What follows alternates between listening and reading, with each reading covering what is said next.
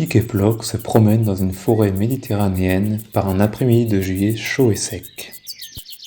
Soudain, ils aperçoivent un feu de forêt. Les flammes sont immenses, elles se déplacent rapidement et semblent tout détruire sur leur passage. Les pompiers sont là pour l'éteindre. Contrairement aux animaux, les plantes ne peuvent pas s'enfuir et se retrouvent donc piégées par les flammes.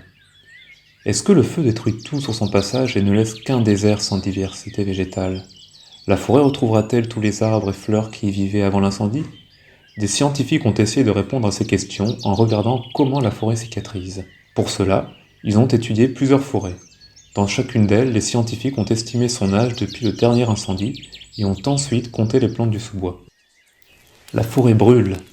Le retour de la forêt n'est pas immédiat, il se fait par étapes. Cela prend en général plus de 100 ans pour que la forêt soit mature. Juste après un incendie, on ne voit quasiment plus aucune plante, seulement des végétaux calcinés et beaucoup de cendres et de charbon de bois. Mais si on revient 1 ou 2 ans plus tard, on peut admirer de très nombreuses plantes différentes. Les plantes sont même bien plus diversifiées qu'avant l'incendie. Mais comment est-ce possible ? On ne le voit pas, mais sous le sol, il y a de nombreuses graines, souches et racines prêtes à donner de nouvelles tiges. Mais pour pouvoir grandir, elles ont besoin d'eau, de lumière et de nourriture que l'on appelle des nutriments.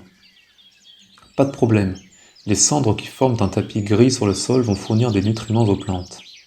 Pour l'eau, c'est aussi plus facile de s'en procurer car les grands arbres ne sont plus là pour pomper toute l'eau du sol. Et pour la lumière, fini l'ombre des grands arbres. Le soleil éclaire généreusement le sol de la forêt brûlée. Il y a donc suffisamment de nourriture pour que de nombreuses plantes différentes puissent grandir côte à côte. C'est donc quand la forêt méditerranéenne est jeune qu'il y a le plus de diversité végétale et de ressources pour tout le monde. Au départ, ce sont des plantes si petites qu'il faut te baisser pour pouvoir les toucher.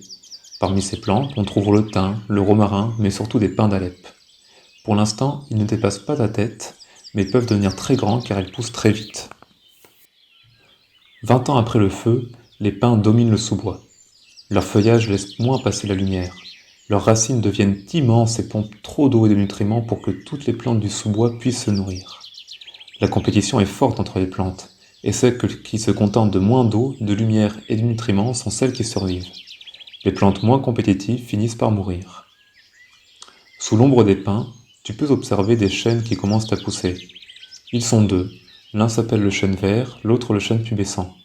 Ils sont plus petits car ils mettent plus de temps à grandir que les pins. Ces 2 arbres ont besoin de moins de lumière, ce qui leur permet de pousser même à l'ombre des pins. Attaqués par des champignons qui font pourrir leur tronc, les pins se cassent ou se déracinent avant 80 ans, ce qui est très jeune pour un arbre. Grâce à leur disparition, la compétition est moins forte. Les chênes peuvent en profiter et finissent par dominer le sous-bois à partir d'une centaine d'années après l'incendie.